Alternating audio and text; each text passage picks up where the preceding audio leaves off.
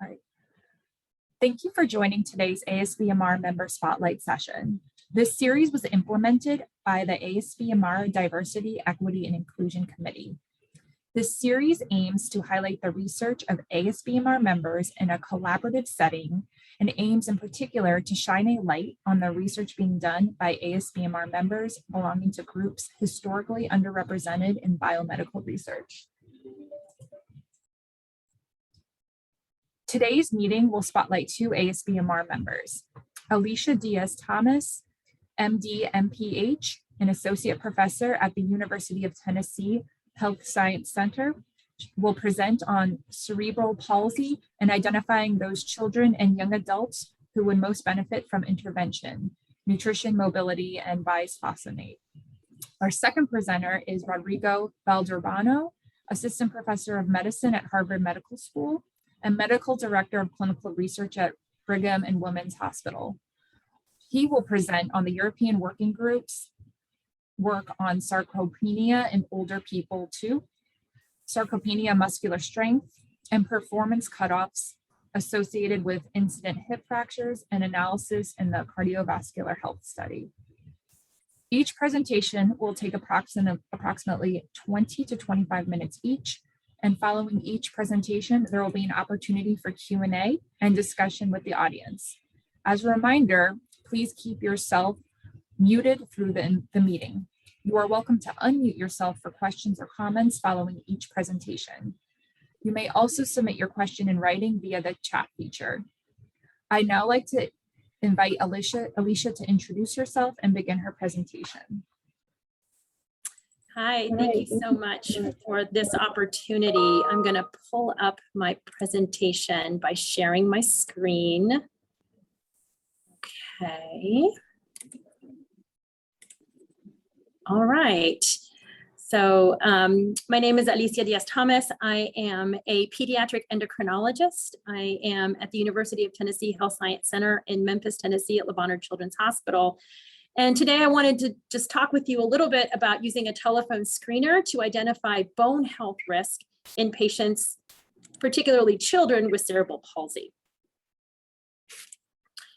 I have no financial disclosures. However, I will disclose I am a cisgendered Latina who's typically abled, and my pronouns are she, her, and hers. And I just wanted to start a little bit with what I think about osteoporosis. So osteoporosis for me is a pediatric disease because it has its underpinnings in pediatrics. Genetics determines the vast majority of our bone mass and how it grows, but environmental factors play a very important role. These factors include nutrition, they include mobility, pubertal status, as well as medications. And we know that our bone mass is accrued early in life, and we achieve peak bone mass in our early 20s to late 20s. And therefore, insults that happen early in life can prevent the attainment of our maximal peak bone mass. And then this suboptimal attainment is amplified throughout the lifespan and results in significantly increased risk for osteoporosis later on. And so when we're talking about our population today, we'll see how all of these play into this concern. The other thing I wanted to mention is that fractures are not uncommon in healthy children. And usually these risks decrease with age. And so fractures in pediatrics, particularly in the peripubertal years where linear growth is fastest and it precedes the peak bone mass, is one place where we see this increased incidence in fractures. And overall, the fracture incidence in children has been increasing over time. And we're not quite sure if this is related to an activity pattern change or dietary changes. But generally speaking, this peak decreases as puberty is complete and peak bone mass for genetic potential is achieved. This is the rule except in certain populations, such as cerebral palsy. So I'll talk a little bit now about cerebral palsy. It is the most common cause of motor disability in children. The estimated incidence is about 2 to 3 per 100 per 1,000 live births in the US, so it's pretty common. Analysis It is a heterogeneous identify group of the differential neurodevelopmental expressed genes conditions, and in so two many different different patterns. things can cause this. And it is typically defined as an impairment of movement, posture, and motor function, the onset of which typically occurs before 2 years of age. Cerebral palsy can result from an injury to the developing CNS, which can occur either in utero, during delivery, or any time during the first 2 years of life. Cerebral palsy itself can be accompanied by other medical conditions, and we often see this. I haven't mentioned all of them here. I've mentioned ones that may have bearing on bone health. So children with cerebral palsy will often have seizure disorder, and they may need to take medications to help with their seizures. And these medications may have implications for vitamin D metabolism. Children with cerebral palsy can have dysphagia. This can cause them to eat very, very slowly or not to be able to eat by mouth. And because they aspirate, they need a gastrostomy tube. They have developmental delays that are not just limited to their motor function. These may be limited to their cognitive function, as well as may encompass their speech. They have sleep problems with lack of circadian rhythm, and often they will be found to have low bone mass and increased fracture rates. One way to think about cerebral palsy is to classify it by function. So this is called the gross motor function classification system. There are a total of 5 levels that people use. I have a cartoon here of the level 3, 4, and 5. And so the children that fall into these levels are more affected in terms of their mobility. And the higher the level goes, the more affected you are, such that our GMFCS level 5 children and young adults are typically needing their caregivers to do most of their mobility transfers. And one thing to keep in mind, that generally speaking, a child or a young person who's over the age of 5 years will not improve their level. Their level can change into becoming more dependent on their caregivers, but typically not less dependent. We do see that fracture rates in pediatric CP are increased. So on average, the fracture rate ranges between 4% to 9% per year. In one cohort study by Stevenson, they had looked at 245 patients. 15.7% of those patients had a history of fracture just at baseline. And if you look at where they're fracturing, it's going to be in their lower extremity. A previous history of fracture, presence of a gastrostomy tube, and a higher percent of body fat increase your fracture rate. Different from healthy children and adults, adults with CP also have increased fracture. They have fracture at a different place than children. So they have fractured ankle, vertebra, or rib. And these occur at relatively young ages. So you're talking about a vertebral fracture in a 20-something-year-old. Ambulatory status and their functional status were significant predictors of low bone mass in CP adults. And interestingly, hypogonadotropic hypogonadism has a high prevalence among adult populations with CP.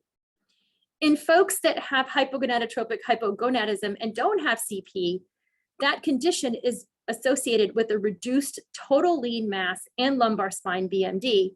And so adding this to cerebral palsy only increases risk relative to bone health.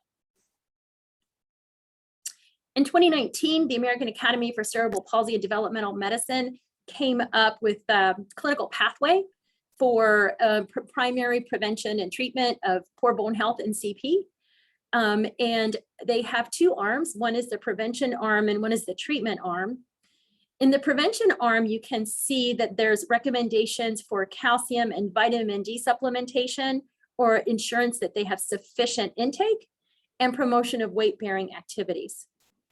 If you look at the color legend, these are felt to be probably or possibly effective and or a recommendation based on expert opinion because we didn't have enough data to show that they were definitely effective. If we look over here at the treatment arm, once a child has a fragility fracture and you suspect osteoporosis, additional investigations are recommended and referral to a bone specialist is part of the treatment plan. In that referral, it is recommended to consult a bone specialist, and bisphosphonates may be considered. One thing I will mention is that there was a recent Cochrane review looking at bisphosphonate use in cerebral palsy. And to date, we do not have sufficient information or sufficient evidence to recommend this. However, there are some small studies that have looked at this, and it is used in clinical care in particular situations. So looking at these things, we can think about how all of these play into low bone mass and increased fracture risk. And so our conceptual framework for our telephone screener included nutritional deficits, decreased mobility, medications, especially anti-epileptic drugs, and delays in puberty, making the assumption that all of these will point to someone who has a higher risk for poor bone health. Just to tell you a little bit about where we're located, I work out of Le Bonheur Children's Hospital. We are located in Memphis, Tennessee. This sits on the banks of the Mississippi River. We are right across the river from Arkansas. We are 10 miles north of Mississippi. And we are very lucky to have a dedicated cerebral palsy clinic. So we do have a wide catchment area. Children and families often have to travel quite a bit to get to us. If you have a child with cerebral palsy that has other medical conditions, they may have to see several providers, and this can be a real strain on families. And so we really wanted to make sure that we're coordinating care in a way that is not producing an undue burden on families, but we're still able to identify the children that need to see us. So our hypothesis was that using a tool for screening kids with cerebral palsy who are at risk for osteoporosis can identify those who would benefit from further assessment and intervention. We created a screening algorithm. This algorithm starts with a neuromuscular diagnosis. So the patient has to have a diagnosis of cerebral palsy.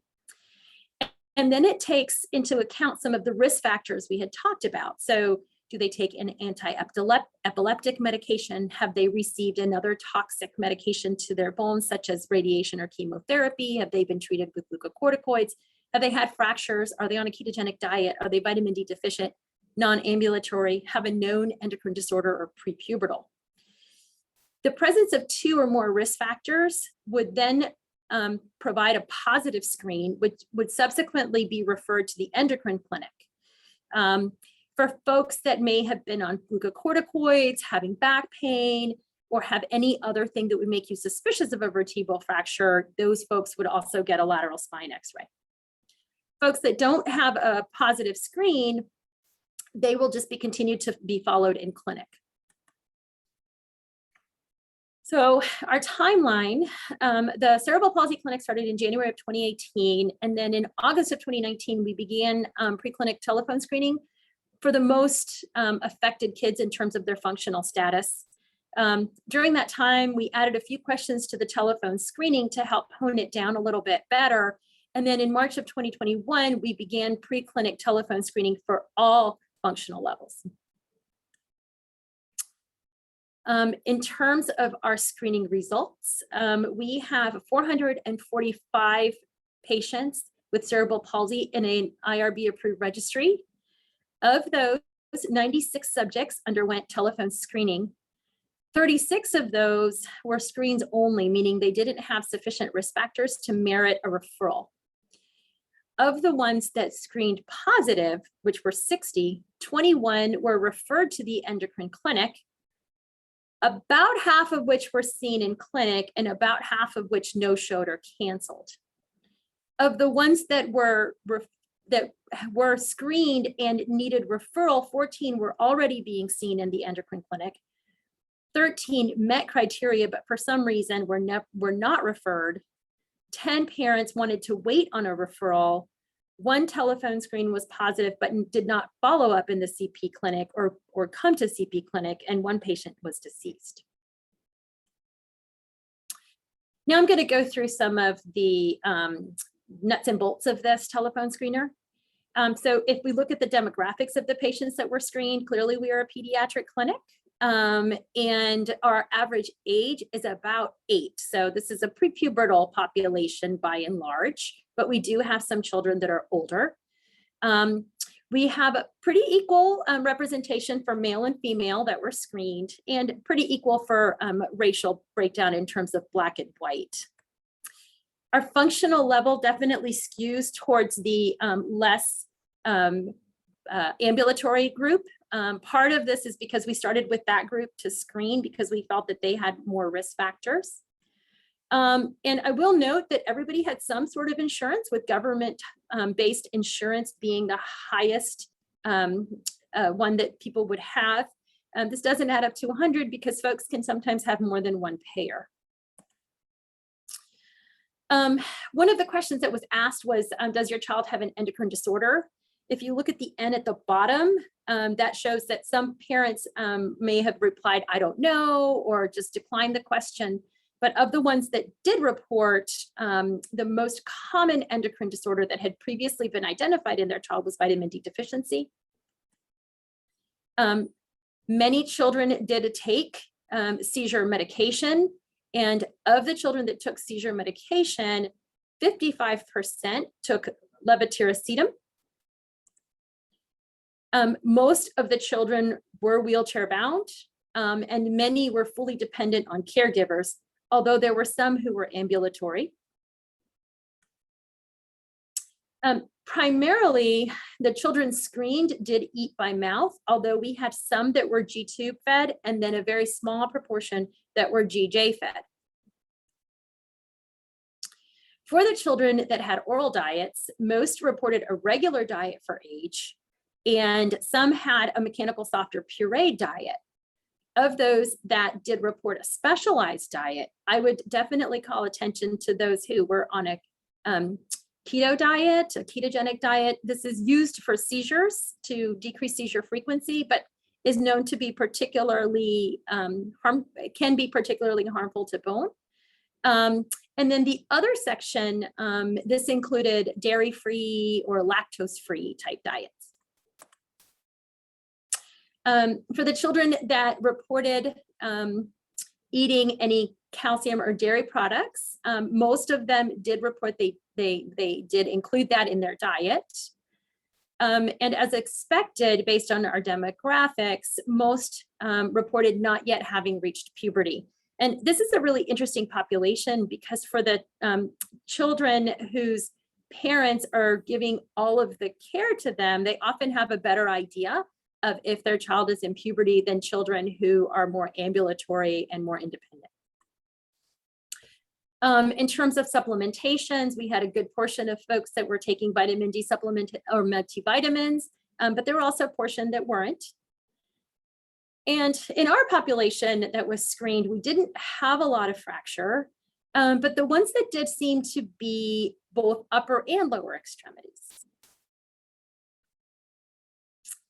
Now, if we turn to look at to the patients that we actually did end up seeing in clinic, we have we had 3 patients that we saw that were female, 7 patients that were male.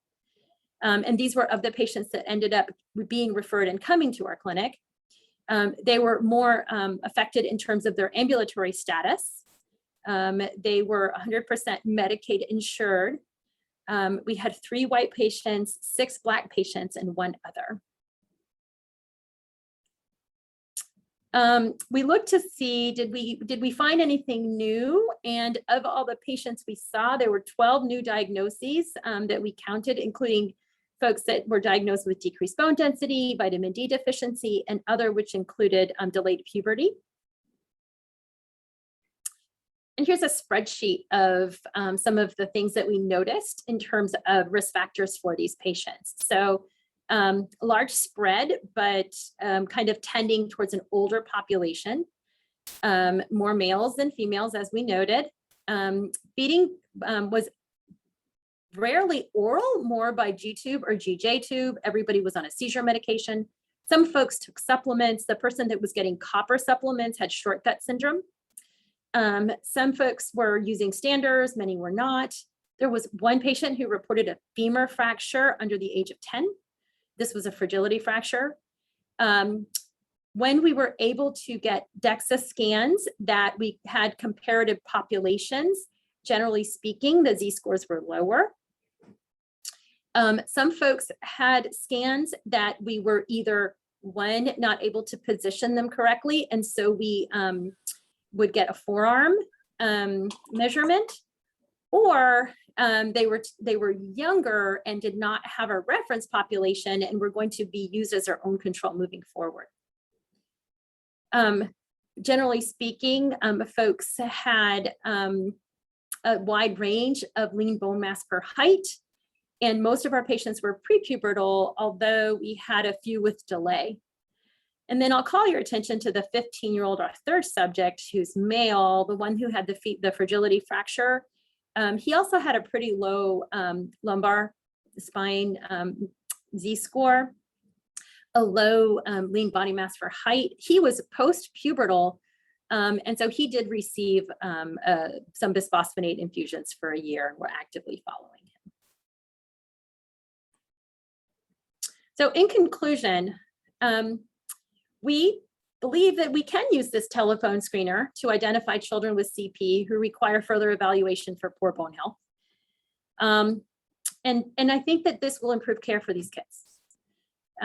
We can decrease the number of questions and provide more training for those who are administering the data and to the screener, and hopefully this will improve our data collection.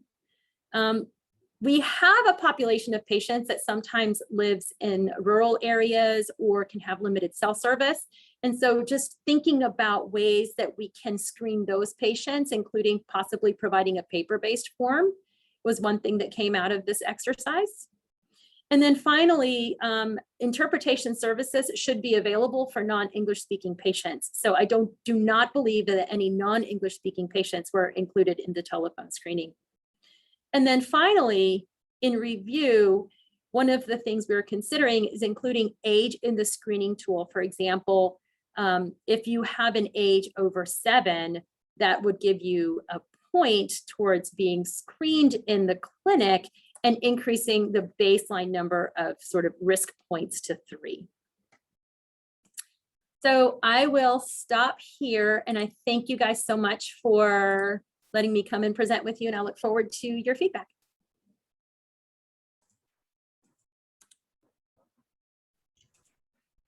Thank you, Alicia, for your presentation. Yeah. Rhonda and I would now like to open this time for the next 10 minutes for any questions. You can unmute yourself, ask your question, or you can submit your question in the chat. Thank you. Hi, Ms. Gordon Klein. Thank you very much for that talk. I was just wondering whether you have enough patients in your clinic to know whether or not there is a correlation between bisphosphonate treatment and muscle mass and strength. Thank you for that question. I think that is a wonderful thing to look at. Right now, if I think back to how many folks we are currently using bisphosphonates for, it's a handful of our patients, again, because we tend to have a little bit of a younger population. And so I don't know that at present we do, but again, we have only really, I think, kind of touched the tip of the iceberg in that we've only screened 96 patients. We have 445 in our registry. And so I'm looking forward to see whether we're able to proactively identify folks. And then, you know, once we've worked with them to maximize all of the risk factors we can, if we're still left with some deficits, really talk to the families about whether they would benefit from some bisphosphonate intervention. And then I think at that point, we'll have hopefully enough of a population moving forward to understand whether there are any muscle benefits as well. Thank you. Thank you. Thank you for that question. Nice presentation, Alicia. So on one of your slides, you have some interventions, and one of the interventions included mechanical loading or some type of exercise. Can you talk a little bit about what that means? And also, can you talk about like what types of activities would cause fracture in these children? Yeah, so when we're talking about fracture, mostly I'm thinking about fragility fracture. So this could be as simple as a parent transferring a child from their wheelchair to their bed.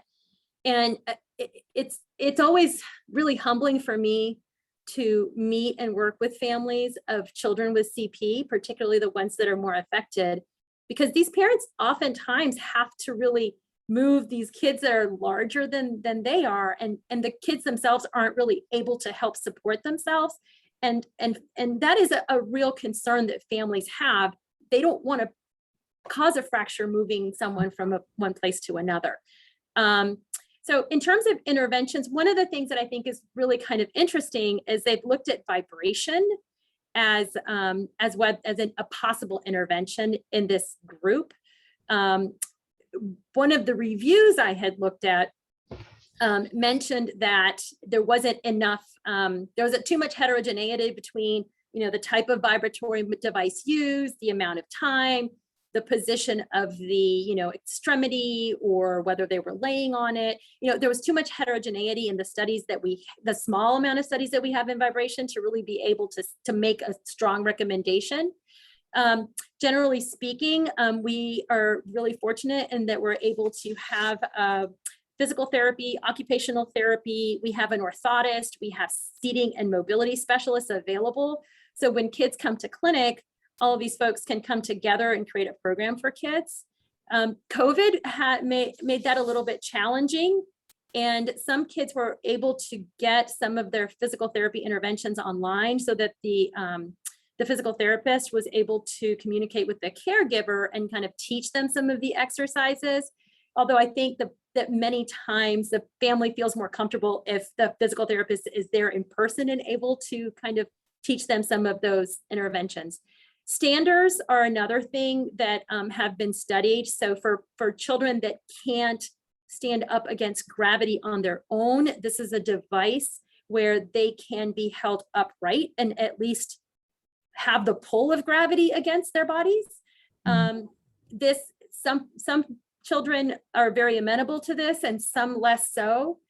And then the problem with all of the mobility devices for this population is they have to be changed quite frequently as they grow. And depending on your insurance, they may or may not give you a certain amount of time, which you have to have this device before you qualify for a new device.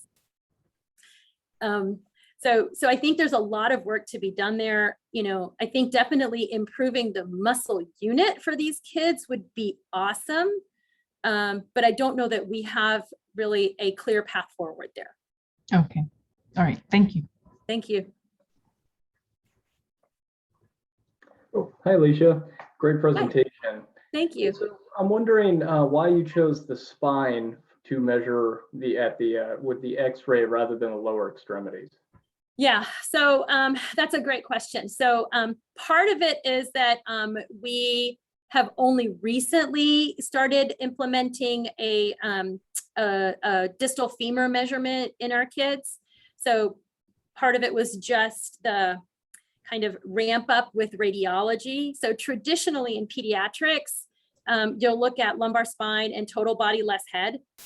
Clearly in some of our kids with contractures and positioning, that was not a no-go. Most of the time we're able to get lumbar spine on them unless they have really bad scoliosis. And so that's why I kept the lumbar spine there. I didn't have enough of those with a good distal femur measurement to be able to put across that line. And then some of our kids are really just so contracted that you can't get a distal femur measurement readily, or they may have hardware. And so we've been also trying to get forearm measurements on those kids. One interesting practical note that my technologist told us is depending on your machine and the height of your wheelchair, it may or may not make it more challenging to get a distal forearm measurement on the kids. So yeah, who knew? So, and then again, in pediatrics, the other piece that you have to remember is height is really important in calculating your DEXA scores, particularly for like total body and such. And getting heights in RCP kids can sometimes be a challenge. So thank you. Thank you.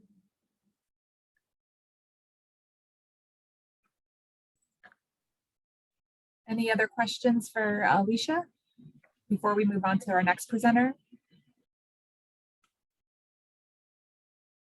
All right. Well, Alicia, thanks so much for that presentation, and thanks everyone for that, for your great questions. I'd now like to introduce our second speaker, Rodrigo. Hello, everyone. Let me pull up my presentation here.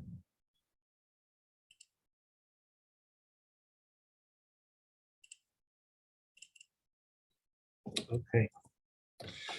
So hi, everyone. I'm Rodrigo Valderrabano. I'm an assistant professor of medicine here at Harvard Medical School. I'm a recent addition, only started in August, but I'm here to talk about a study that myself and my group has been working on. This is a European working group on sarcopenia in older people. So looking at the guidelines from this consortium and verifying whether these performance cutoffs for muscular strength and sarcopenia are associated with hard endpoints such as incident hip fractures in this case. So I don't think I have to try too hard to explain to this group why defining sarcopenia and getting good cut points for this is important.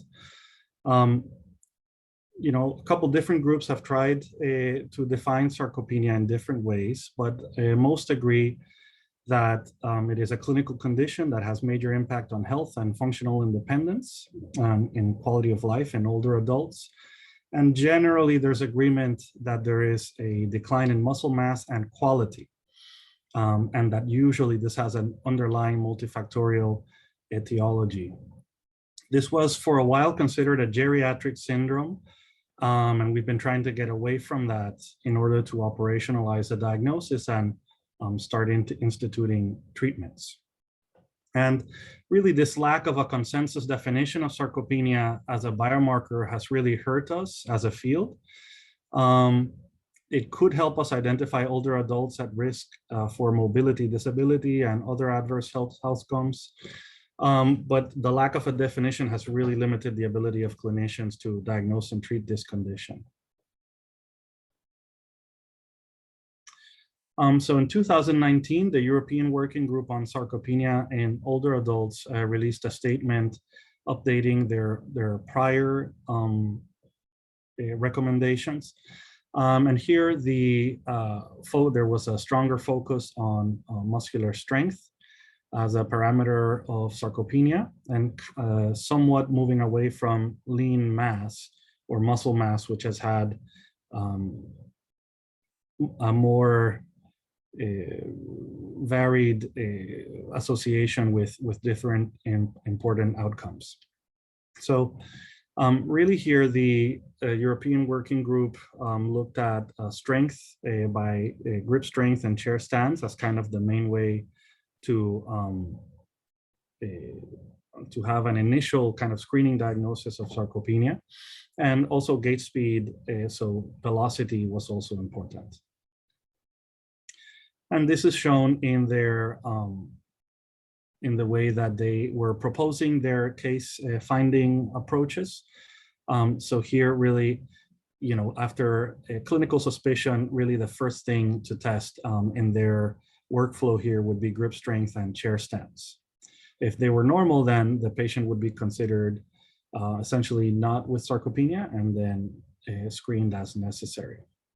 So we see that there's really a much greater emphasis on strength as a determining factor of sarcopenia. Now, the European Working Group was really an expert panel.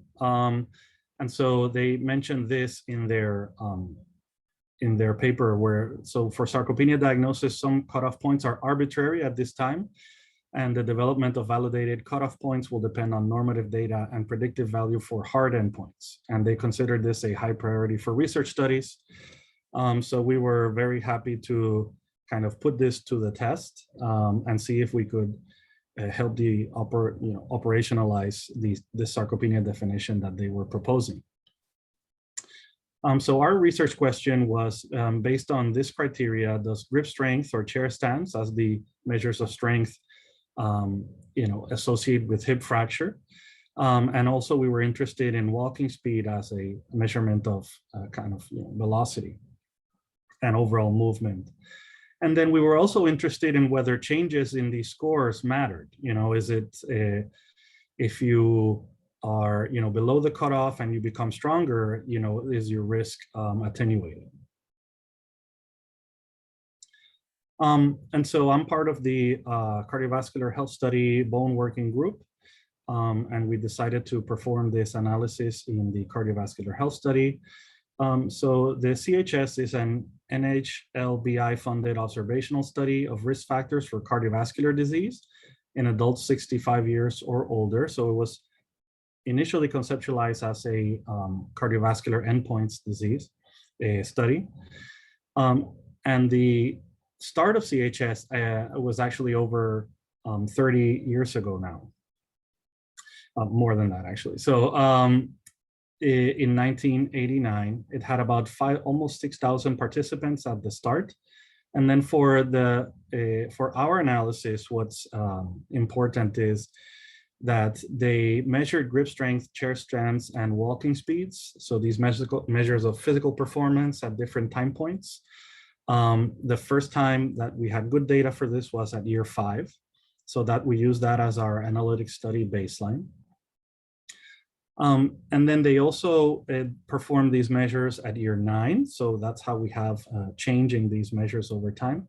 And after year 9, we have about 10 to 11 years of follow-up. So we have some really good long-term follow-up to assess hip fractures. We also have DEXA in a sub-cohort of about a third of the original cohort to a fourth.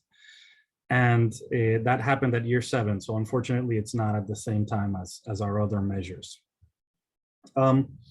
The CHS also kind of retroactively looked at longitudinal self-reported fracture data starting, you know, after year 9.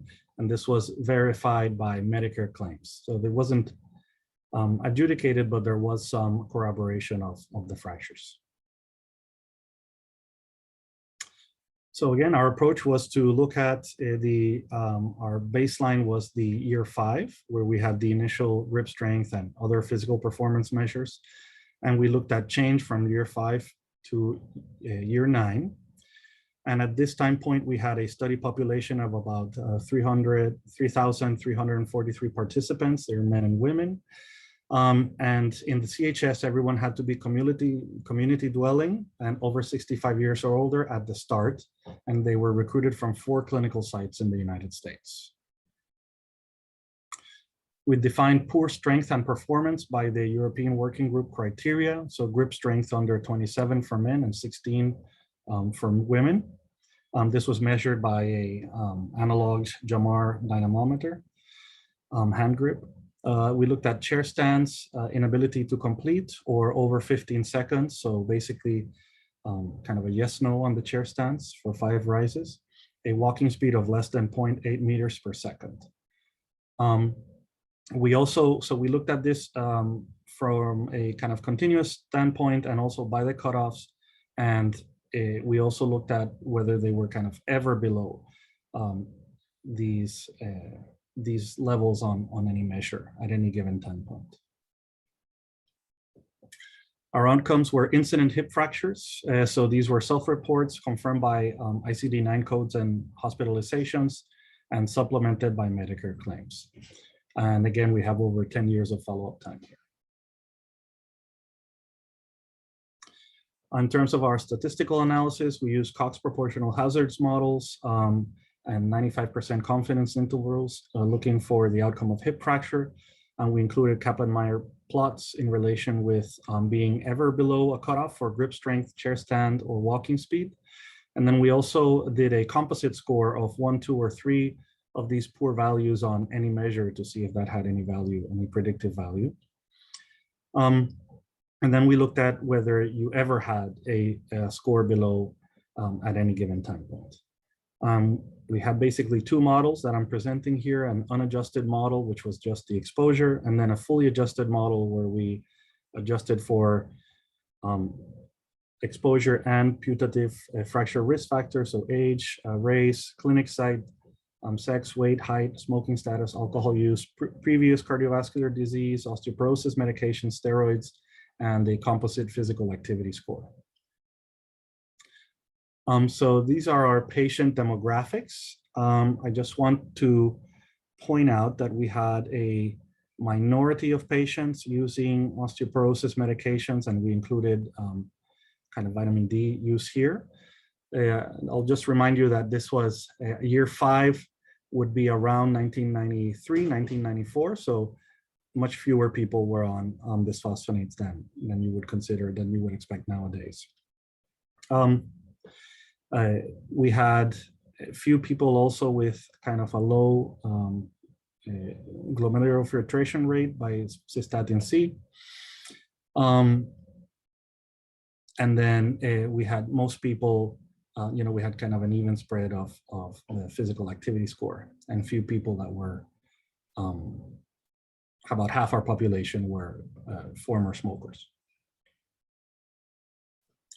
So these are our Kaplan-Meier plots for hip fracture by performance cutoffs. So this is the entire population here. And then these are by kind of, for men and for women.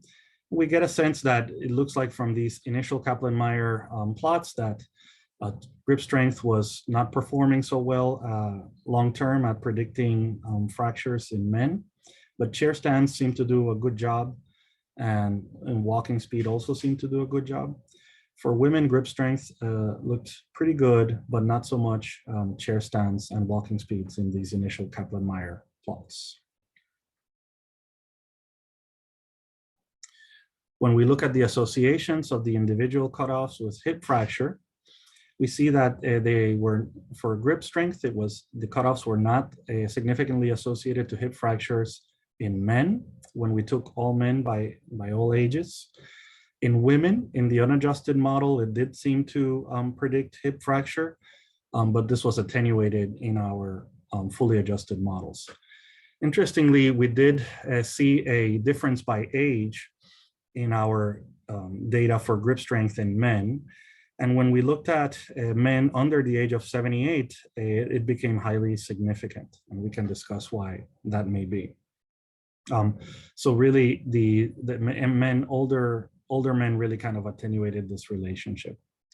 In terms of chair stands, the cutoffs were associated with hip fracture in men, but not women. And then for walking speed, the cutoffs at baseline were associated with hip fracture in men and women.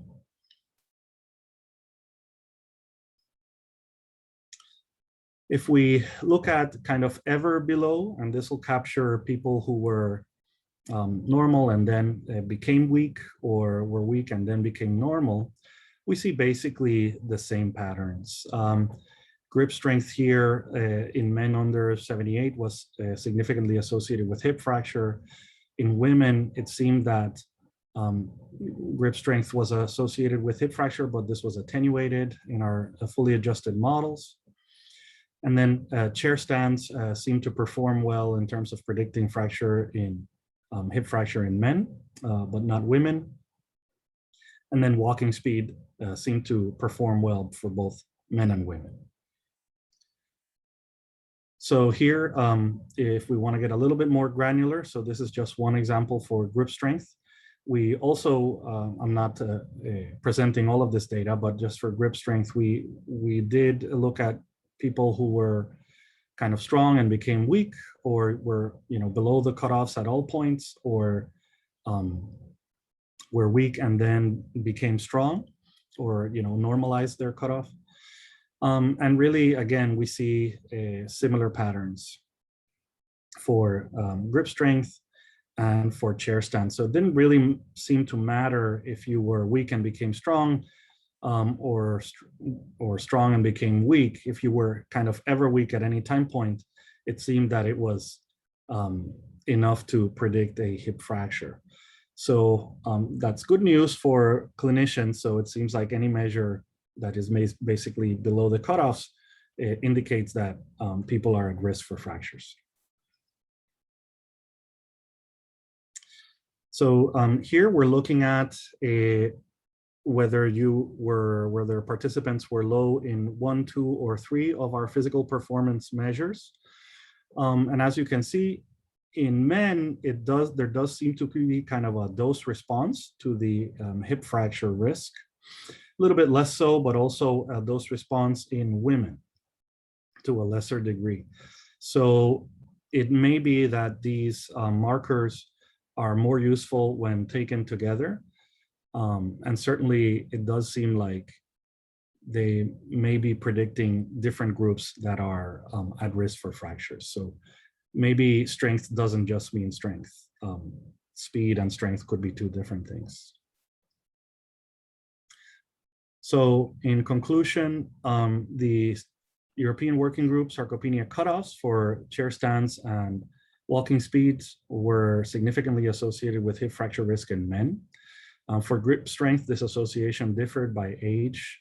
In women, the walking speed cutoff was associated with risk of hip fracture. These results show that the European Working Group cutoff, both as standalone measures and as a composite score, could identify hip fracture risk in men. It's unclear if these cutoff points for sarcopenia in women need further refinement or not. Now, in 2020, the Sarcopenia Definitions and Outcomes Consortium here in the US came out with a position statement. This was headed by the principal investigator, Shalander Basin. And that's very important because he's now my boss. So we need to kind of bring this up. So these guidelines are more evidence-based, and I invite everyone to look at this position statement here in JAGS. And there's also this particular issue also came out with several other manuscripts which support the position statements. And these were evidence-based guidelines, and they were vetted and approved by an external independent expert panel. So that's very important. Just to take one quote from this manuscript, inevitably the cut points derived from these analyses will be refined over time, and as they are evaluated prospectively as outcomes or enrollment criteria in randomized trials. It is important to note that here they are acknowledging that these cut points may change, and it may also depend on the outcome. The cut points may be slightly different. So in terms of further analyses, we will add a lean mass, even though it chronologically in our study, it's at a different time point, to look for the full sarcopenia definition as laid out by the European Working Group criteria. And then potentially we could also compare with these cut points that were presented in 2020. So I want to many thanks to my team, David McMillan, who's done a lot of this work on this particular project, the support and mentorship from Dr. Basin, and my co-authors, Petra Buskova, Poyin Chang, Joshua Barcelay, Jane Colley, Howard Fink, and all the group at the CHS. And with that, that is the end, and I am happy to take any questions. Thanks, Rodrigo, for that great presentation. We now like to take about the next 10 minutes to open it up for questions. So please unmute yourself or submit your question in the chat. Thank you. Hi, this is Gordon Klein again. That's a very nice presentation. I'm just wondering if in your study you've been doing, you mentioned that it was a cardiovascular study as well. Do you have any echocardiographic data from this study? There is echocardiographic data in CHS.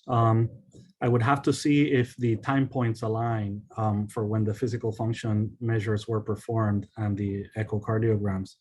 We also have coronary artery calcium scores on a subset of participants, I believe. What I'm wondering about is whether you had enough data to correlate changes in bone density with left ventricular function. In other words, to look at the effects of bone loss on cardiovascular function. Yeah, it's interesting. We cannot look at bone loss in CHS because there was only, they only did DEXA at one time point, that was at year 7. So we can't look at bone loss, but if there are if there is more than one echocardiogram before, we can look at the relationship of kind of declining cardiovascular or left ventricular function and whether that would predict kind of a low bone density. Yeah. So that's interesting. Thank you. Okay, well, thank you. A nice presentation, Rodrigo. Just to kind of follow up on that cardiovascular question. You may or may not have run any parameters related to fracture risk and cardiovascular disease, but do you think that in your data you showed a relationship between fracture or fracture risk and sarcopenia? Do you think that you would see a similar relationship between some type of cardiovascular ailment and fracture risk that would be independent of sarcopenia? That's an interesting question. So that would depend. So that's kind of getting at, thank you, Rhonda. So that's kind of getting at how cardiovascular function will affect physical function and whether kind of one thing leads to another. There is plenty of cardiovascular data in the CHS. So that's something that could be interesting to look at, whether the cardiovascular function will lead to kind of lower physical performance measures over time and then subsequently to fractures. But again, one of the big problems that we have is what do we call weak and in terms of sarcopenia. So here we saw some pretty good correlations in men, in terms of, or not correlations, but that the cutoff points could predict fractures in men, but in women, it was kind of mixed what we got. So it's this problem of, since we don't have a good definition of sarcopenia, how do we call that as an out? How do we define that as an outcome with this data? So that's a challenge, but that's really interesting and something that we should be looking at. Just to follow up, because one of the things that you mentioned early on in your presentation when you were talking about the definition of sarcopenia, and you talked about how they were changing it so that it was going to be a decrease in muscle strength and not necessarily related to mass. So how do you separate those? Because we know with a loss of mass, there's a loss of strength. Right. So actually the American guidelines, the 2020 guidelines, actually recommend strongly to not even look at lean mass by DEXA. The problem there is that lean mass by DEXA our cutoffs are sometimes associated with fractures, mortality, and frailty, and sometimes not. It depends on the population studied. It also depends on kind of what the cutoffs were used as well. So the European guidelines recommend to look at strength first as kind of the effector of what we care about, and then from that look at whether the muscle mass is the lean mass is low or not.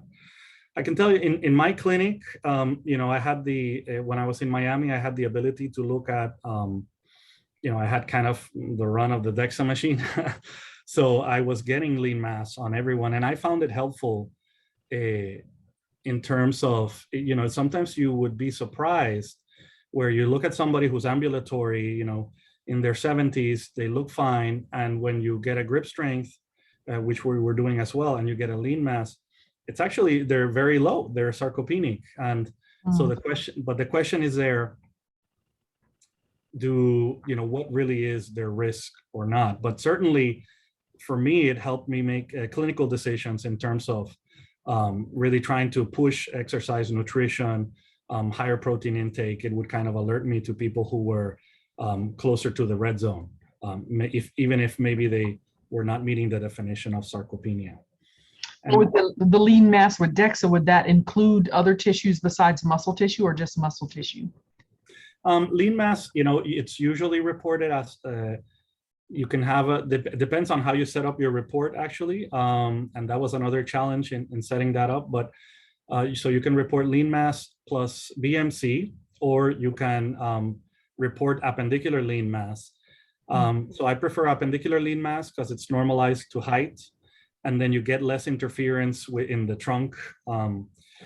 So sometimes people that are really big, you can get some interference in the total lean mass. So I tended to use appendicular lean mass, and that kind of helped. Okay, thank you.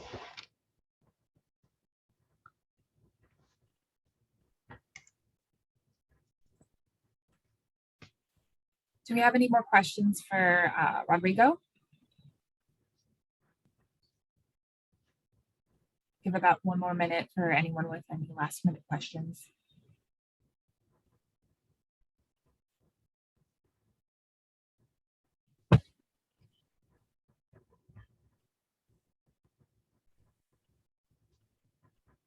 Hello. Yes, you can go ahead. I was wondering whether you think that in women, other factors would overwhelm the effect of the sarcopenia, things like maybe ever hormone therapy or other factors that you're thinking about? Yeah, so that's a great question. So it harkens back to, I guess, the study that best it kind of addresses that was one study that looked at sarcopenia and low bone mineral density, both in the Mr. Oz, which was all men, and the SOFT, the study of osteoporotic fractures, which was all women. And then sarcopenia, the effect of sarcopenia and low bone mass in men seemed to be kind of additive. So the risk was higher than either one alone. Whereas in women, it wasn't. It seemed that the low bone density kind of overwhelmed it. So, I've had an inkling that maybe our cutoffs for sarcopenia for women should be based on younger women before menopause. It may be that menopause overwhelms, the changes in menopause kind of overwhelm changes in strength, or it may be that after menopause, there are some losses in strength that kind of have already happened, and we're just starting to measure everybody at a different level, which is already kind of high risk.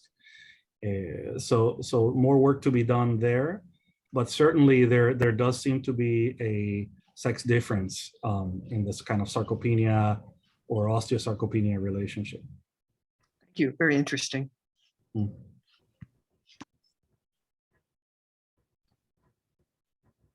All right, thanks so much for your question, Paula.